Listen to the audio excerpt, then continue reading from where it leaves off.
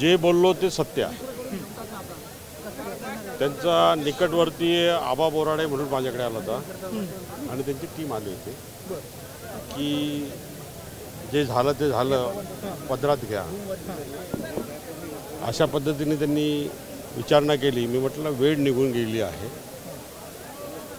आणि अशा पद्धतीने राजकारणात वागून राजकारण पुढे जात नाही, नीतिमत्ता ही ठेवावी लागते आणि तुम्हाला शिवसैनिकांनी 10 वर्ष खूप दिलं, तुम्ही आता शांत बसावं, बाकी राजकारणापलीकडे जाऊन आमच्या उमेदवाराला मदत करावी अशी विनंती मी त्यांना केली। पण तुम्ही असं म्हटलं की गद्दारांना माफी नाही, मग घेण्याच्याबद्दल जो विषय होता की उद्धवजींनी आधीच जाहीर केलंय की जे गेले आहेत त्यांना परत पुन्हा प्रवेश नाही, वेळ निघून गेली।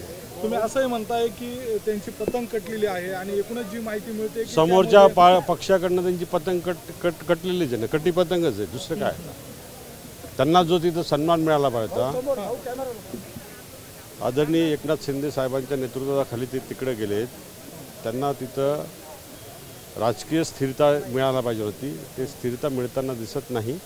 त्यामुळे ज्यांच्या नेतृत्वाखाली ते गेलेत त्यांच्यावरतीच प्रश्नचिन्ह निर्माण झालं आहे आज। पण एक असं आहे की नाही म्हटलं तरी हेमंत गोडसे इथल्या पदाधिकाऱ्यांसाठी, नगरसेवकांसाठी जे ज्यांच्यासोबत गेले होते त्यांचा नेताच या निमित्तानं अस्वस्थता त्याच्यामध्ये निर्माण झाली। इतर नगरसेवक असतील किंवा पदाधिकारी असतील, असे कोणी तुमच्या संपर्कात आलेत का, किंवा त्यांचं काय म्हणणं आहे? कसं असतं,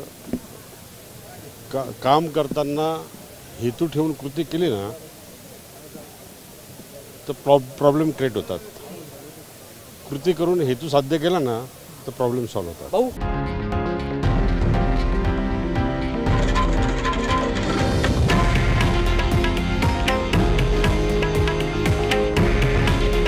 हे आहे देशातील नंबर 1 न्यूज नेटवर्क आणि आपण पाहत आहात TV9 मराठी। काळजी तुमची, हित महाराष्ट्राचं।